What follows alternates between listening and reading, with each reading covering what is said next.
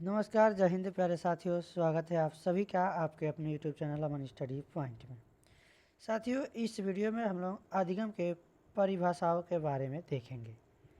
तो चलिए शुरू करते हैं वीडियो को, और वीडियो में पूरे अंत तक बने रहिएगा। तो साथियों, अधिगम की परिभाषाएं देखने से पहले हम लोग जानेंगे कि अधिगम का अर्थ क्या होता है।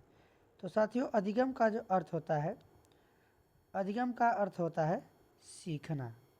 इसको हम अंग्रेजी में लर्निंग कहते हैं, यानी कि LEARNING। लर्निंग यानी सीखना, इसका अर्थ होता है। अब हम देखेंगे अलग अलग शिक्षा मनोवैज्ञानिकों के अनुसार अलग अलग परिभाषाएं।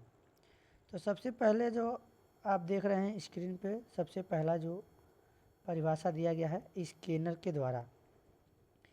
स्किनर जी अधिगम के बारे में क्या कहते हैं? अधिगम व्यवहार में उत्तरोत्तर सामंजस्य की प्रक्रिया है। यह जो है इनके द्वारा कहा गया है। यही ऑप्शन विकल्प में दे दिया जाता है और पूछ दिया जाता है कि कौन सी परिभाषा स्किनर के द्वारा दिया गया है, या फिर परिभाषा ही प्रश्न में पूछ लिया जाता है और ऑप्शन में मनोवैज्ञानिक का नाम दे दिया जाता है। तो इसलिए इसको जो है देखना बहुत ज़रूरी है। वुडवर्थ के अनुसार देखेंगे अधिगम की परिभाषा, नवीन ज्ञान और नवीन प्रतिक्रियाओं को प्राप्त करने की प्रक्रिया ही अधिगम है। तो ये वुडवर्थ के द्वारा परिभाषा दिया गया है। अगला है क्रो एवं क्रो के अनुसार। इन्होंने अधिगम के बारे में अपना जो परिभाषा दिया है, आदतों, ज्ञान और अभिवृत्तियों का अर्जन ही अधिगम है।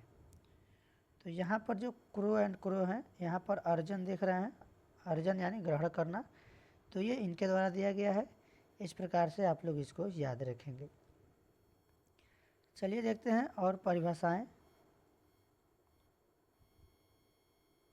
अब गिलफोर्ड के अनुसार, गिलफोर्ड इनके द्वारा दिया गया है परिभाषा, व्यवहार के कारण व्यवहार में परिवर्तन ही क्या है? परिवर्तन है। किसके कारण? व्यवहार के कारण व्यवहार में परिवर्तन ही क्या है? अधिगम। अधिगम यानी सीखना, हमने बताया अधिगम का अर्थ होता है सीखना। अब गेट्स व अन्य के अनुसार, अनुभव व प्रशिक्षण द्वारा व्यवहार में परिवर्तन ही क्या है? अधिगम है। तो यहाँ पर दोनों जगह व्यवहार आया है, तो व्यवहार के द्वारा व्यवहार में परिवर्तन, और यहाँ पर अनुभव और प्रशिक्षण के द्वारा, प्रशिक्षण यानी ट्रेनिंग। तो इसको याद रखेंगे। प्रशिक्षण की बात की गई है तो यहाँ पर गेट्स के साथ आंसर लगाएंगे अगर आपको ऑप्शन में यह परिभाषा पूछी जाती है। कोई ना कोई इसके साथ आप लोग अपने आप से स्वयं से एक ट्रिक बनाइए, यानी कि अनुभव और प्रशिक्षण द्वारा व्यवहार में परिवर्तन होता है, तो वही क्या है? अधिगम है, यानी कि सीखना है। ये गेट्स के द्वारा दिया गया है। अगला देखेंगे मॉर्गन एवं गिल्लीलैंड के अनुसार। इनके अनुसार सीखना अनुभव के परिणाम स्वरूप प्राणी के व्यवहार में परिमार्जन है, जो प्राणी द्वारा कुछ समय के लिए धारण किया जाता है। तो ये इनके द्वारा दिया गया है। मॉर्गन यहाँ पर देख रहे हैं, मॉर्गन में आधा रहा है, परिमार्जन में आधा रहा है। तो जहाँ भी ये परिभाषा दिखे तो उनके नाम में मॉर्गन में ये दिखेगा गिल्लीलैंड। तो यहाँ पर आपको अब देखिए, अभी हमने बताया अधिगम का अर्थ होता है सीखना, तो यहाँ पर सीखना भी शुरू में आया है। सीखना अनुभव के परिणाम स्वरूप प्राणी के व्यवहार में क्या है? परिमार्जन है। तो इसको आप लोग ऐसे याद रख सकते हैं। अब यहाँ पर साथियों अधिगम को प्रभावित करने वाले कुछ कारक हैं। इस यहाँ से भी प्रश्न परीक्षा में बनते हैं, तो इसको आप लोग एक बार देख लेंगे, स्क्रीनशॉट इसका ले लेंगे। पूर्व अधिगम भी प्रभावित करता है, यानी पहले का अधिगम। विषय वस्तु का स्वरूप कैसा है, ये भी प्रभावित करता है अधिगम को। विषय के प्रति मनोवृत्ति यानी रुचि, सीखने की इच्छा, सीखने की विधि कैसी है, ये भी अधिगम को प्रभावित करती है। अभिप्रेरणा, वातावरण यानी कि इन्वायरमेंट,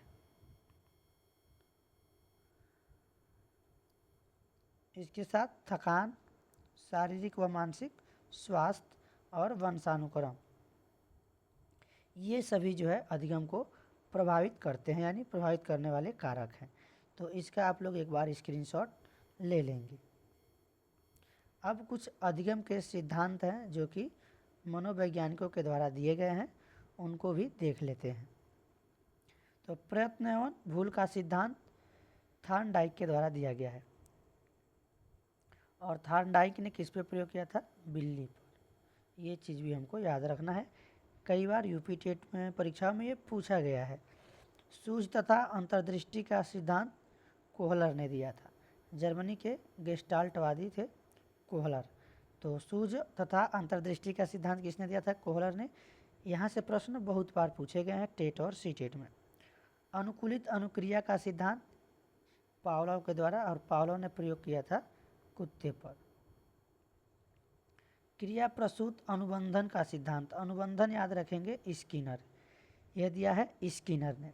संज्ञानात्मक विकास का सिद्धांत, संज्ञानात्मक आपको जहाँ भी दिखे जीन पियाजे लगा देंगे, यानी कि जीन पियाजे ने संज्ञानात्मक विकास का सिद्धांत दिया था।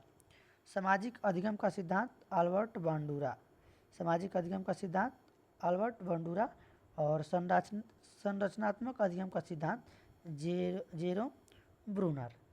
ये आप लोग एक बार इसको स्क्रीनशॉट ले लीजिए और अच्छे से एक बार इसको देख लीजिएगा। तो ये हैं प्रमुख कुछ महत्वपूर्ण अधिगम के सिद्धांत जो कि अलग अलग मनोवैज्ञानिकों के द्वारा दिए गए हैं।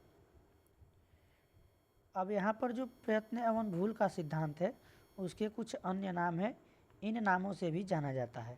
परीक्षा में यही पूछ दिया जाएगा, प्रयत्न एवं भूल का सिद्धांत, इसके जगह पर दे देगा उद्दीपन अनुक्रिया का सिद्धांत, या फिर प्रयास एवं त्रुटि का सिद्धांत, संयोजनवाद का सिद्धांत, अधिगम का बंध सिद्धांत और संबंधवाद का सिद्धांत। ये सभी इसी के उपनाम हैं प्रयत्न एवं भूल के सिद्धांत के। तो इसको भी आप लोग एक बार स्क्रीनशॉट ले लेंगे और अच्छे से देख लेंगे। तो यहाँ से प्रश्न बहुत बार पूछे गए हैं, तो इसमें से आपको कहीं भी पूछ दिया जाए तो कंफ्यूज नहीं होना है, अच्छे से याद कर लेना है। यह जो है सभी प्रयत्न भूल का सिद्धांत, यानी आपको ऑप्शन में थॉर्नडाइक देखने को मिलेगा।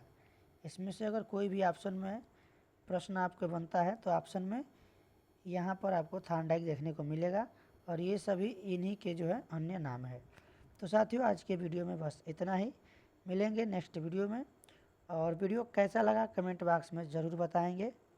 तब तक के लिए धन्यवाद, जय हिंद।